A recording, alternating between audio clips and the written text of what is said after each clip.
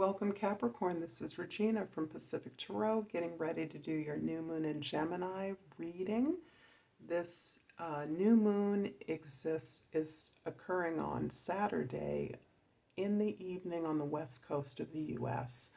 So there are many connections to this particular new moon, but most notably is the connection to Pluto, of course, Neptune, but also to Saturn, which will be stationing retrograde just hours before this new moon on Saturday night. So, if this reading resonates for you, which I hope it will, I'm experimenting with posting an extended reading link below. And if all goes well, a link should appear in the description box below that you can click on and receive an extended reading for my Capricorns, because I'm a Capricorn and I'm experimenting on us. So I appreciate all your feedback that you give to me on a regular basis, and I would appreciate however you're receiving this reading and or the extended reading as well. So this overall energy for this new moon in Gemini is the Queen of Cups, which is very softening. And this is overall an experience you may be having at this time. A general softening towards yourself. This is the ability to feel the necessity of your actions at any moment, to move towards those experiences that feel good, that support you. That is an example of that may be looking at your ordinary tasks of the day, tasks to complete things, and shifting things around in accordance with how you're feeling. If you need more rest, which is something you may be experiencing at this time, and your ability to stay tuned into the general sense of information, energy in your environment. So the general global uncertainty that many of us are experiencing in our individual lives is allowing you to make space for that, to absorb that, to rest from the effort of trying to understand what's going on in your world and adjust your actions accordingly. It does not diminish the amount of work that you ordinarily expect of yourself. And if nothing, Capricorn, you understand your responsibilities as, in part, the completion of the tasks that represent your obligations.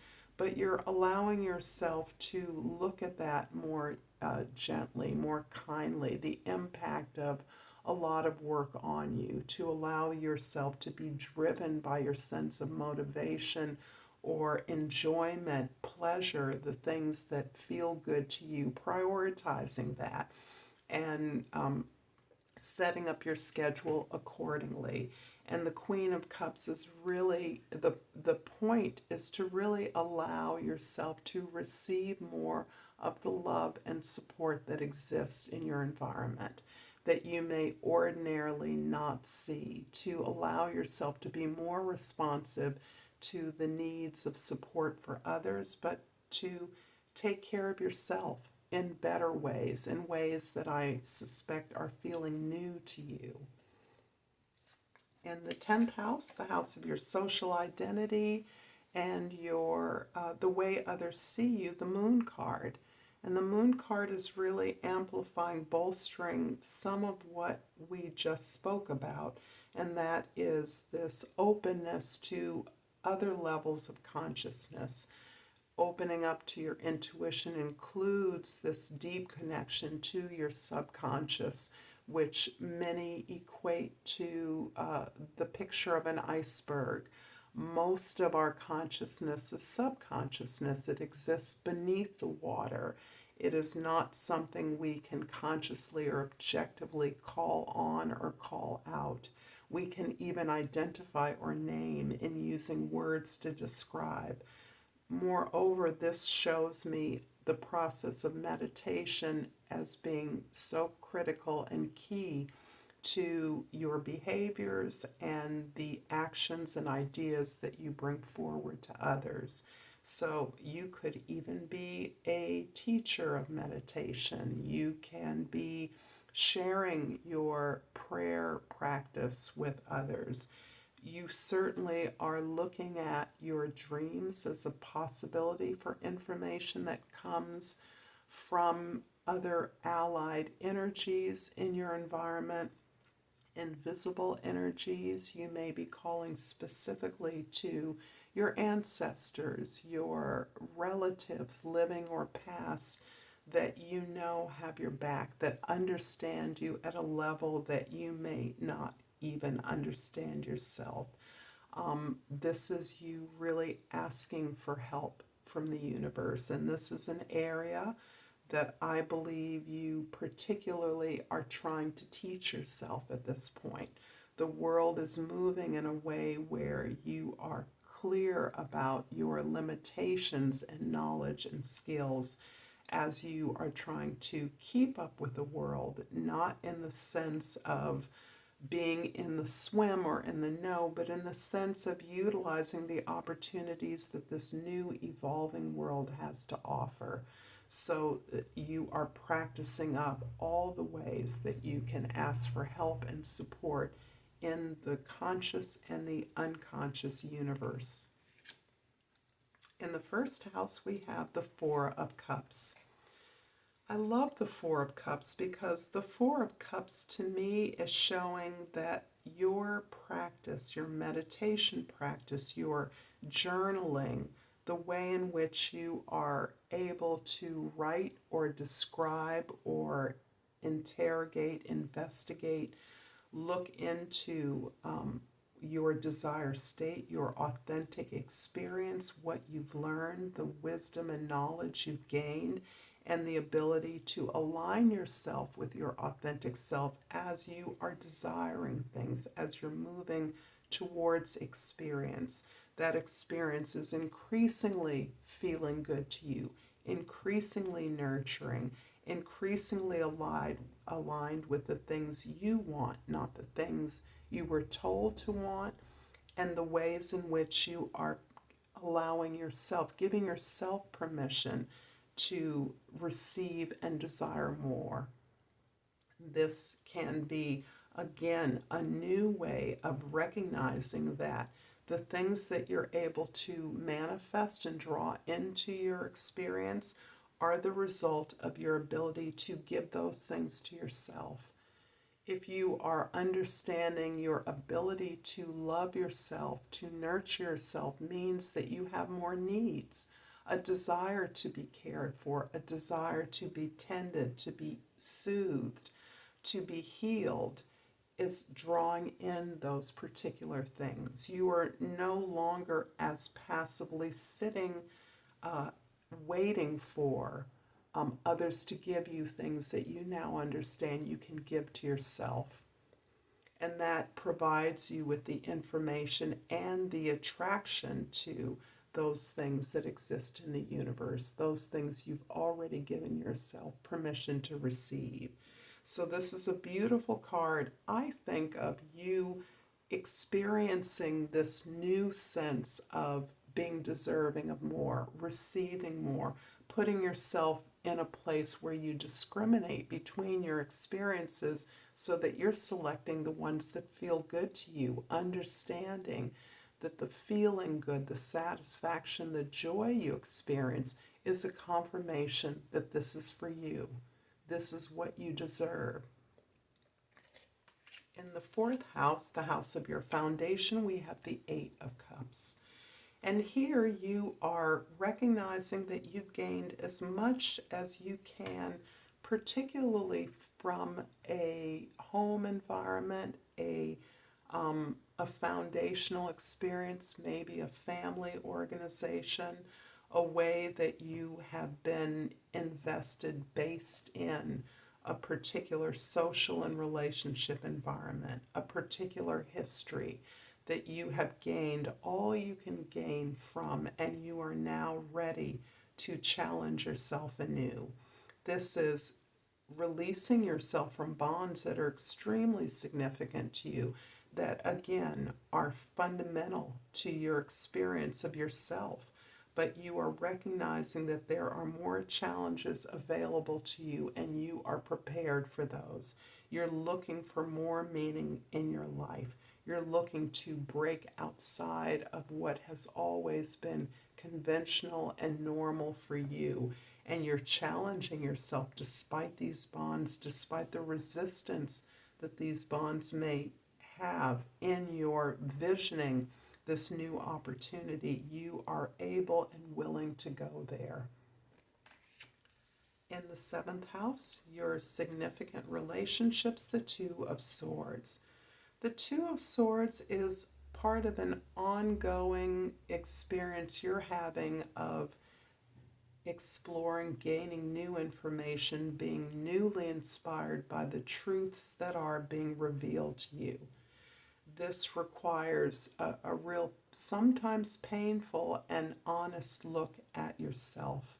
This is being honest with yourself about your experiences, not the ways that you were told you should experience something or the way that you would like something to have turned out, but rather the experiences you've truly had, the truths you've gained from those, and the options you now see available to you as you're in a position to make decisions from a more detached place, a place where you are detached from your emotions.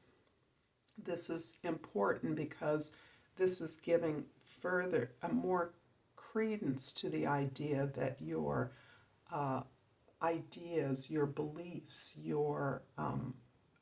are creating your reality, and you're now recognizing as you are determining which realities are real for you that you want to pursue, that there is a way in which looking closely at your own part opens up many, many more options than you thought likely, and frankly encourages you to move from this comfortable, safe place into a place where you may not know where it's going, but you now have the confidence and the love, the self-love, the support, the experience of feeling good, to be empowered and to be able to recognize more opportunities in more unusual settings. I'm going to clarify the Four of Cups here with the Seven of Wands. The Seven of Wands is about gaining greater clarity about who you are, what your skills and talents are, the way you work, your area of expertise. And so you have learned to stand up for yourself. You have learned to articulate who you are and what you can do, what you want to do. And that's a huge difference that is taking you, it's liberating you to set clearer boundaries.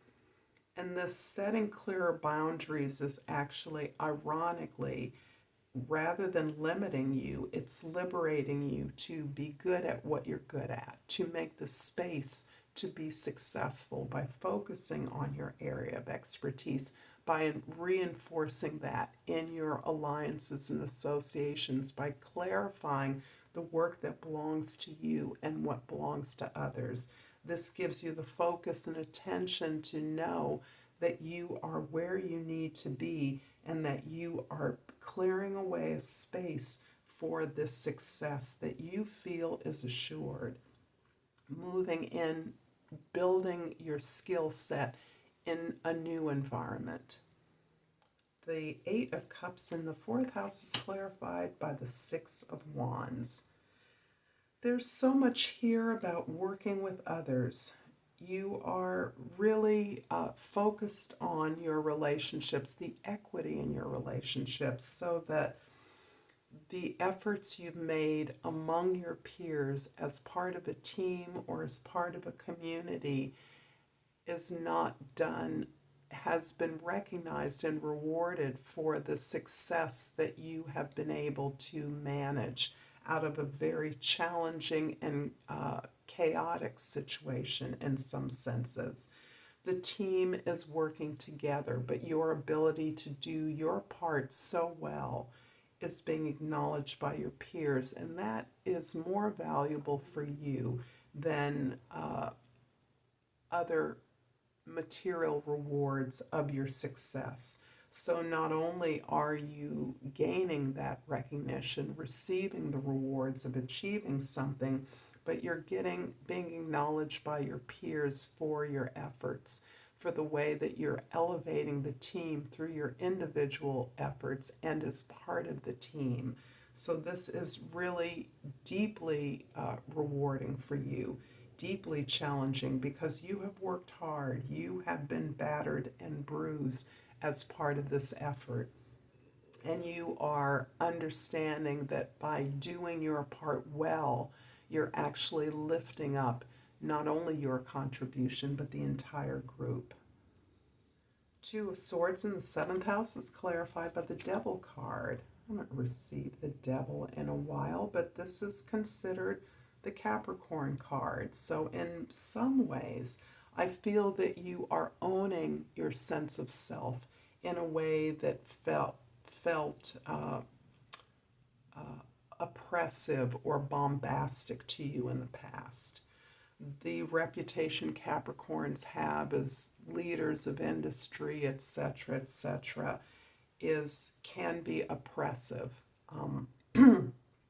But what you are understanding more than ever is that your success is always a choice. It's a choice you've always had. And as you are leaving your conventional norms aside, you are recognizing that your successes depend on, for you, your authenticity. The things that you pursue must reflect your talents and skills, the direction, your visions, in order to be truly serviceable to the collective. And so that ability to choose between fulfilling a role that others expect you to fulfill or pursuing a leadership that comes from your desire to achieve something that will be beneficial to you, something that you want, is what is allowing you to really own this sense of achievement, and recognizing that it has been a long trajectory of your ability to learn how to work with others, never shirking your obligations to others, but instead to really allow yourself to be that leader, following your vision and really getting rid of all those aspects of yourself, your performance, your desire that are short-term gratification, that are tempting you to follow the less long-term benefits of a choice that is available to you. Forgive me if you heard that grumbling. So this is really you coming to your own, coming to a place where you recognize, as powerful, as empowered as you are experiencing your life, that you still need help. You still need to craft the ability to request for different kinds of help. And even in that request for help, you are leading, you are teaching, you are informing others of specifically the help and assistance that you need. The Moon card in your 10th house is clarified by the Page of Cups. And I love this because this is about opening up your heart. For all your hard work, for all your effort, for all your desire to strategize, you are opening up a trust in yourself. And this is part of what's helping you ask for help, because you're now understanding that the request for help is not a diminishment of you. It's not it's not making you appear weak or inadequate. In fact, asking for help implies the negotiation, the exchange with others or another to support them in finding the solution that you need. So this is opening you up to the creativity involved, the gentleness, the support that you're providing for others in allowing them to assist you, that they learn things from you in the very effort to helping you. And this helps you to understand and see yourself in various capacities, various ways in which help receiving love, receiving the attention or care that you need is part of your growth, as well as that of those that are assisting. So this is a beautiful card. This is a beautiful reading that I hope is resonating for you, Capricorn. And in the extended, we will explore this basic horoscope wheel some more and get some concrete information about ways this could be applied in your life and your experiences presently. So I thank you again for all of your likes, your shares, your feedback, your comments, and I hope that you will like and subscribe to my channel, Pacific Tarot. I pulled this beautiful card here. It is called a Shaddagite, and the key word is teacher. I have the divine wisdom of the universe within me, and I openly share it with the world. Touche. If this is resonant for you, please join me. The link for the extended reading will be below in the box. I'm hoping that this is successful. And until next time, Namaste.